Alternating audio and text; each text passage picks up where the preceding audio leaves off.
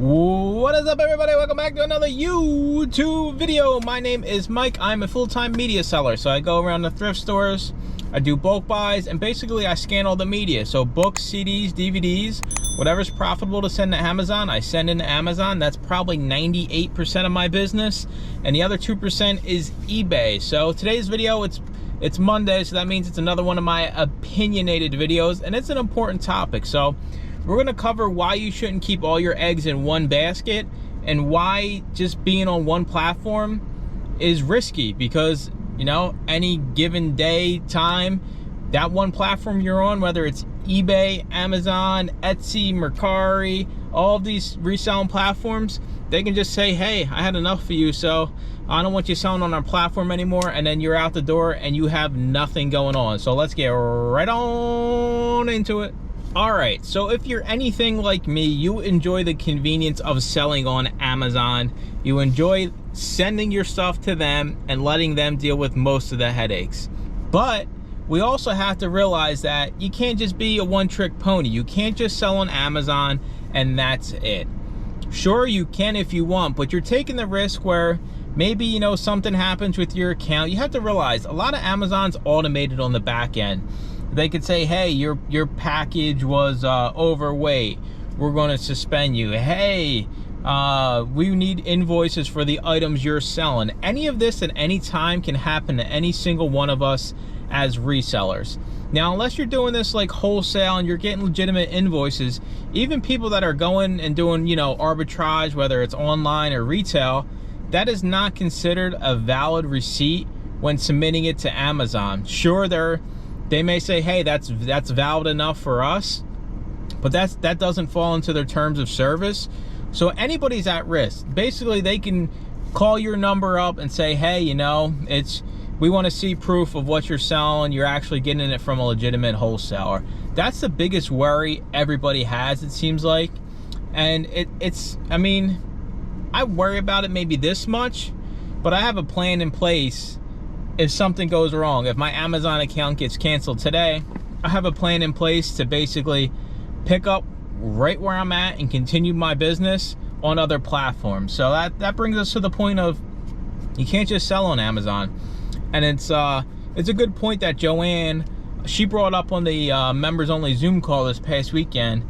She really doesn't want to do eBay, but she understands that, you know, she's been through a lot of hurdles starting Amazon. I mean, the most headaches and hurdles anybody that's brand new on Amazon could possibly have, and she's still just chugging along. But she understands, like, hey, if they're willing to, you know, suspend you for 2 weeks because your identity's not verified and you gotta wait for some Zoom call or, you know, just the random crap that goes on with Amazon, you can't be all in on Amazon. You gotta have something else on the side. Now, that doesn't mean you have to commit a lot of your time and energy to this other platform, but you should, you know, be putting some effort into it.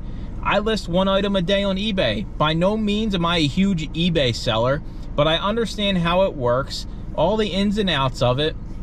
So if it ever comes to the point where Amazon had enough of me and they're like, hey, we don't want this used book guy no more, get him out of here, I can transfer right to eBay and pick up where my business is over there. It's not as huge because I don't need it to be. Amazon's where my focus is. But I don't completely write off other platforms.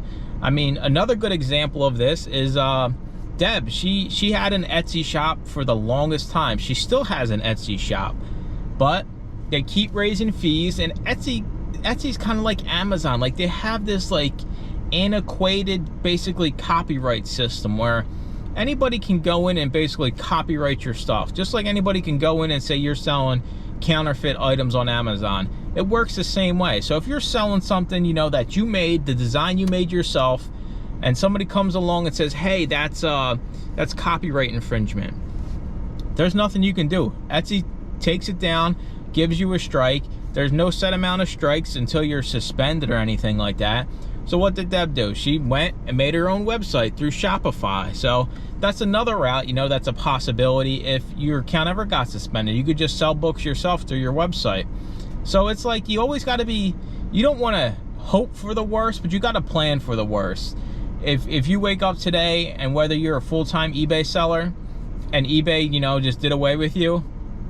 I'm sure a lot of you see the resellers, you know, huge resellers are getting suspended and terminated on some of these platforms without, you know, rhyme or reason. And, you know, they don't have to give you a reason. You could walk in, it's like any job you have. If you walk into, you know, if I walked into CVS one day and, you know, most states are at-will employers, so they can just be like, hey, we're closing the store for good today.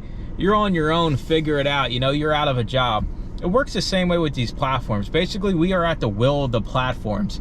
And it sucks because, you know, there should be clear-cut rules, but at the end of the day, you know, we're playing their game. We're just trying to make as much money off their platform as we can.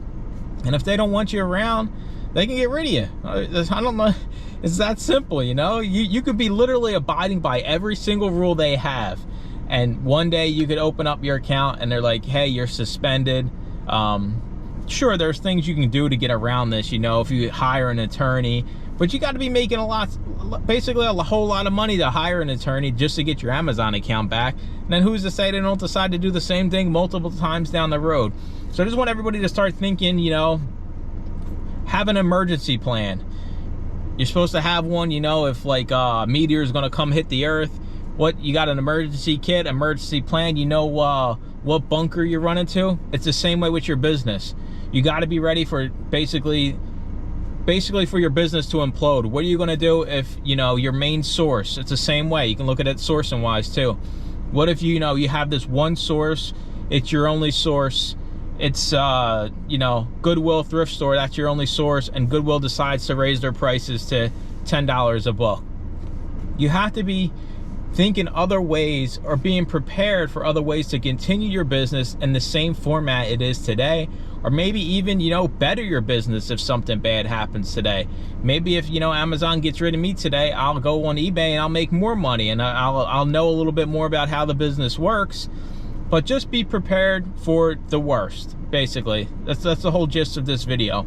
Don't be a 100% seller on any given platform unless it's your own Shopify website, basically, because then, you know, you control the traffic, you drive the sales.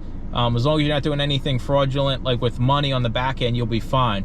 But when you're on these platforms, eBay, Amazon, any of them, we all can get dropped like a bad habit. So, I mean, that's it.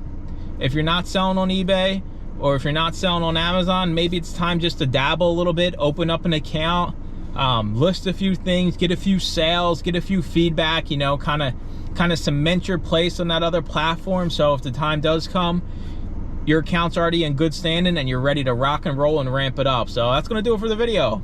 I appreciate y'all watching. Make sure to comment, like, and subscribe, and stay tuned for more used book videos. Bye-bye.